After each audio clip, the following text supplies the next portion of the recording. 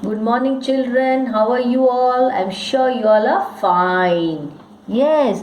So, look at the picture. Beautiful picture of nature. Can you guess which lesson am I going to teach you today? Yes. See, children, one more picture for you. Are you able to guess? Not yet. Okay, one more for you. Have you guessed the name of the lesson? Oh my god, not yet. Okay, one more pic. Okay, have you guessed the name of the lesson? I'll tell you, Landscape of the Soul. Yes, how many of you guessed the name of the lesson? Okay, very good. I'm sure you must have guessed the name. About the author first, Natalie Troveroy. You see, that's the picture of Natalie Troveroy. Natalie Troveroy is an art historian who came in limelight because of a translated work, City of Chins, a book by William Dalrymple. She is the wife of Belgian ambassador to India. She has traveled various cities of the world with her husband. Okay, now let's have a look at the summary of the story. Wu Daozi was a painter in the 8th century. His last painting was a landscape that made for Tang Emperor Zhuangzong to beautify a palace wall. Wu Daozi hid his work behind a screen so only the emperor would see it. He told the emperor that in the cave in the painting at the bottom of the mountain lived a spirit. He then clapped his hands, and what happened? The entrance to the cave opened. The entrance to the cave opened. The painter entered the cave and the entrance closed behind him. Much to the surprise of the emperor, the painting vanished from the wall. After that, neither was there any sign of Wu Daozi's painting, nor was he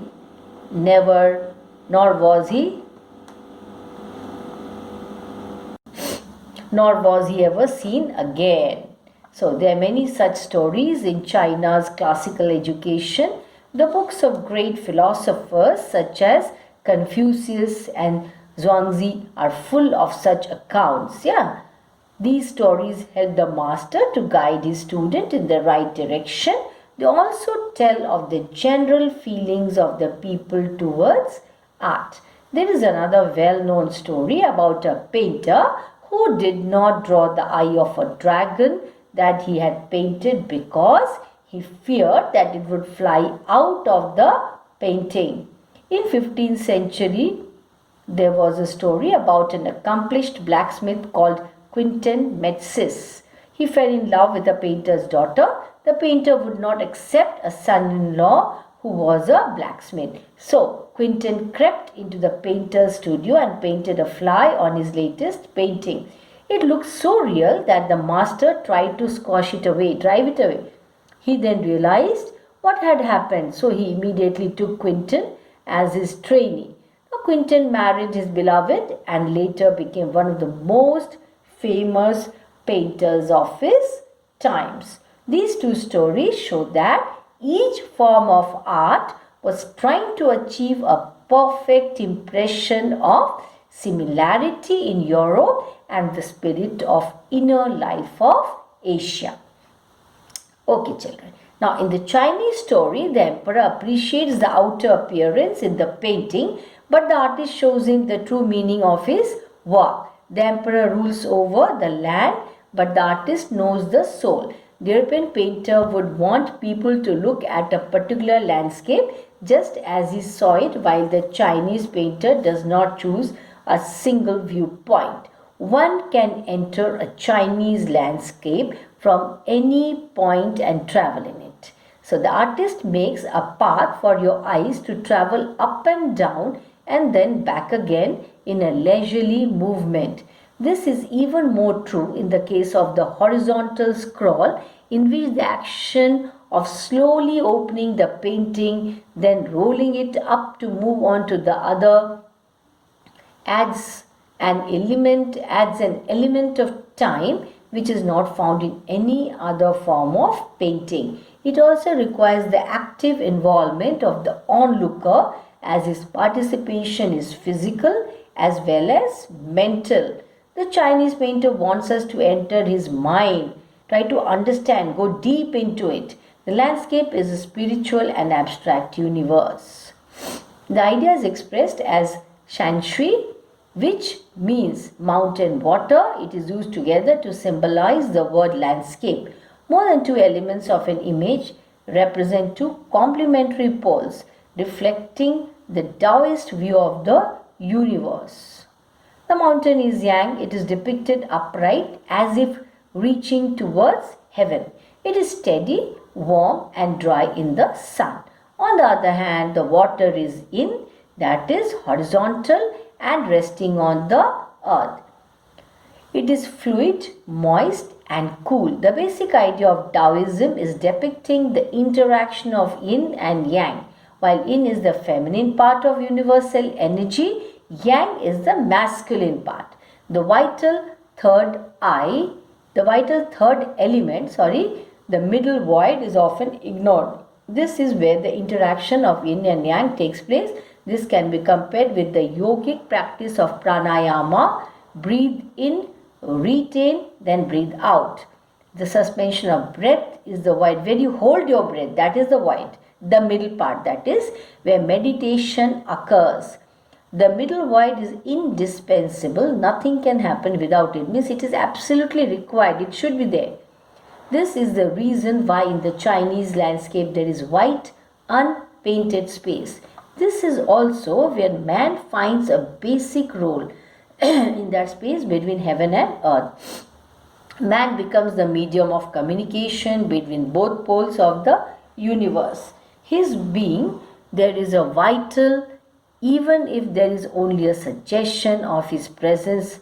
Francois Cheng underlines man's importance, saying that man is neither lost nor oppressed by the lofty peaks. He is in the eye of the landscape.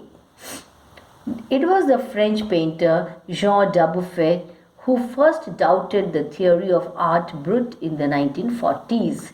Only a few were interested in the art of the inexperienced creative thinker. However, now the interest in outsider art is growing internationally.